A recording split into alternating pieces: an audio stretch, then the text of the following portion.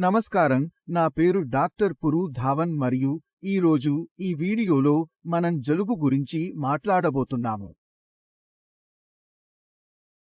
Kidney failure పేషెంట్లు చాలా చల్లగా ఫీల్ అవుతారు. ఈరోజు నేను కూడా మందపాటి జాకెట్ ధరిస్తున్నాను, ఎందుకంటే చలి చాలా ఎక్కువగా ఉంది. కానీ కిడ్నీ ఫెయిల్యూర్ పేషెంట్ల గురించి మాట్లాడితే వారు జలుబును తట్టుకోలేరు. చలిని ఎందుకు తట్టుకోలేకపోతున్నారు? ఎందుకు అంత ఇబ్బంది పడుతున్నారు? దానికి మనం ఏం చేయగలం? వాటి గురించి ఈ వీడియోలో చెప్పబోతున్నాను.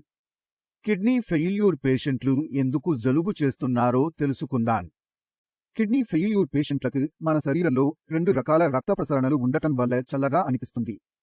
ఒకటి కేంద్ర ప్రసరణ, అనగా మన శరీరంలోని రక్తం మన ప్రధాన ముఖ్యమైన అవయవాలకు, అంటే మన గుండెకు, ఊపిరితిత్తులకు, కడుపుకు, ప్రేగులకు, అంటే మధ్య భాగంలోకి వెళుతుంది. రెండవ రకం ప్రసరణ పరిధీయ ప్రసరణ, అంటే మన చేతులు, మన వేళ్లు, మన చెవులు, మన కాళ్ళు. ఈ ప్రసరణ మొత్తాన్ని పరిధీయ ప్రసరణ అంటారు. కాబట్టి కిడ్నీ ఫెయిల్యూర్ పేషెంట్లలో రోగి శరీరంలో రక్తం కొరత ఉంటే, మీ శరీరంలో 7 గ్రాముల రక్తం ఉందనుకోండి. ఇప్పుడు మీ శరీరం 7 గ్రాముల రక్తాన్ని ప్రసరింపజేయాలి. కాబట్టి మీ మొత్తం శరీరానికి ఆక్సిజన్, ఆహారం రెండింటినీ సరఫరా చేయాలి.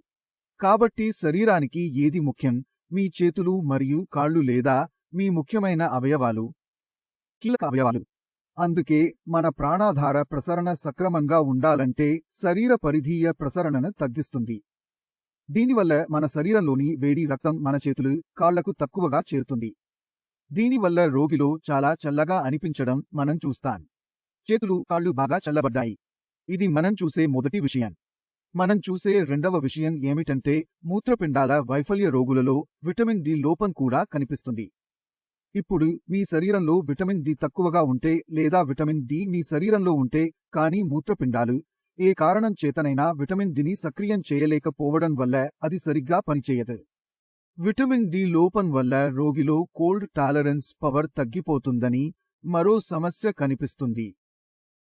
మూత్రపిండాల వైఫల్యం ఉన్న ఏ రోగిలోనైనా జలుబు ఎక్కువగా కనిపించడానికి ఇవి 2 ప్రధాన కారణాలు.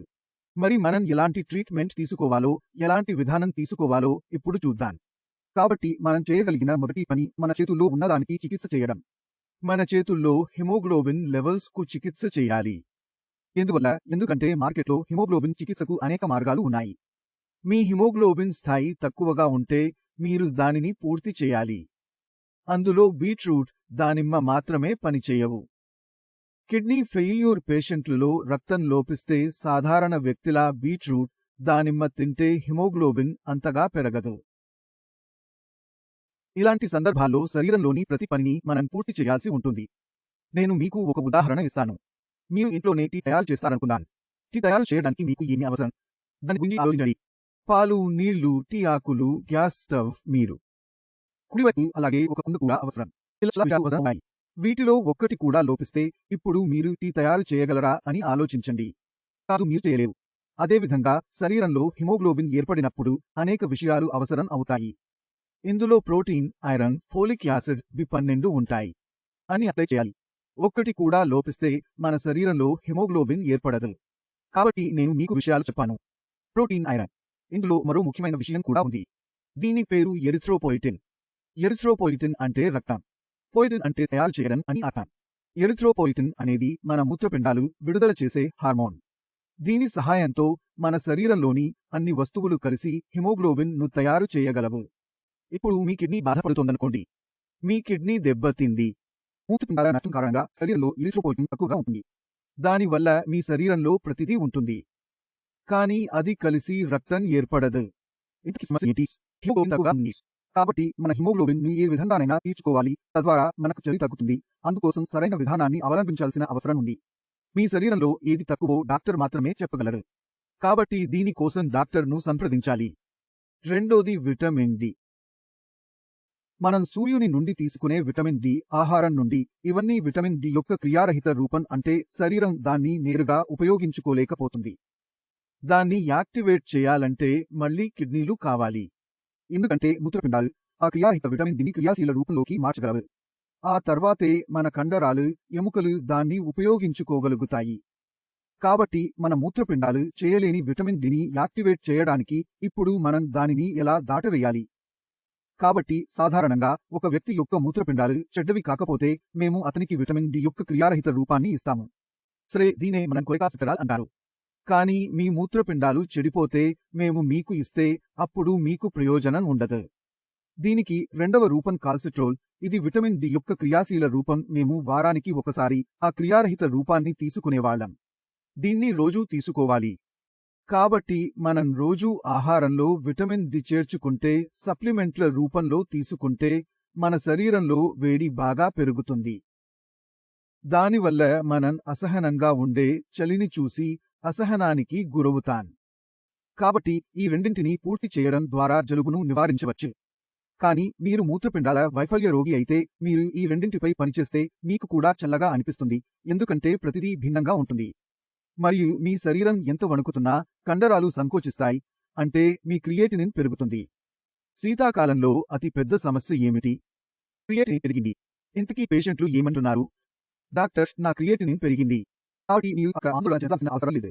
మీ క్రియేటినిన్ స్థాయి శీతాకాలంలో 0.5 నుండి 1 వరకు పెరుగుతుంటే మీరు ఆందోళన చెందాల్సిన అవసరం లేదు. మీరు ఏమి చేయాలి?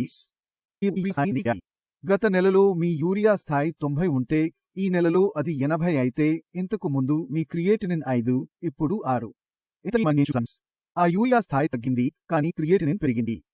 కాబట్టి మీ యూరియా అదే విధంగా వెళుతుంటే క్రియేటినిన్ మాత్రమే పెరుగుతుంటే దీని వెనుక ఉన్న కారకం మీకు చల్లగా అనిపించడం. ఎందుకంటే మీరు ఎంత చల్లగా అనిపిస్తే మీ కండరాలు ఎంత ఎక్కువగా వణుకుతాయి, శరీరంలో క్రియేటినిన్ ఉత్పత్తి ఎక్కువగా ఉంటుంది. కాబట్టి ఇక్కడ కిడ్నీ దెబ్బతినదు. మీరు శ్రద్ధగా విన్నారా? ఇక్కడ కిడ్నీ దెబ్బతినలేదు, కానీ జలుబు, కండరాల పనితీరు పెరగడం వల్ల శరీరంలో క్రియేటినిన్ ఉత్పత్తి పెరిగింది. కాబట్టి మీరు ఇక్కడ ఆందోళన చెందాల్సిన అవసరం లేదు. మరి మాకెలా తెలిసింది? యూరియా స్థాయిలో పరిశీలిస్తే యూరియా నిలకడగా ఉండి కిందకు వెళ్తే అంతా బాగానే ఉంటుంది. క్రియేటినిన్తో యూరియా కూడా పెరిగితే ఇంకేదైనా సమస్య రావచ్చు. కాబట్టి ఈ విషయంలో జాగ్రత్త వహించాలి. ఇప్పుడు చల్లగా ఉంది, కాబట్టి మీరు కూడా అందరిలాగే నిర్వహించాలి. కానీ మన బట్టల గురించి మనం పెద్దగా పట్టించుకోం.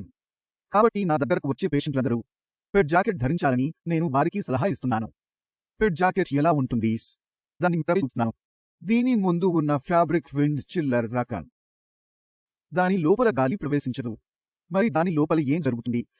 దాని లోపల ఉన్న పదార్థం రెక్లాన్తో నిండి ఉండటాన్ని మనం చూస్తాం. ఇది చాలా తెలియనిది. ఇప్పుడు దీనివల్ల కలిగే ప్రయోజనాలేంటి? ఎందుకంటే అందులో గాలి చిక్కుకుపోతుంది. గాలి తప్పించుకోలేకపోతోంది. కాబట్టి ఇది ఇన్సులేటర్ లా పనిచేస్తుంది. మొదట ఇది చాలా తేలికైనది, ఎందుకంటే కాబట్టి మీ భుజాలు మరియు వీపుపై ఎక్కువ భారం ఉండదు. రెండవది, లోపల చిక్కుకున్న వేడి కారణంగా మీ శరీరం యొక్క వేడి మీతో ఉంటుంది, కాబట్టి మీ శరీరం త్వరగా వేడెక్కుతుంది. కాబట్టి మీరు మంచి టోపీ ధరించండి, మంచి జాకెట్లు ధరించండి, మంచి గ్లౌజులు ధరించండి.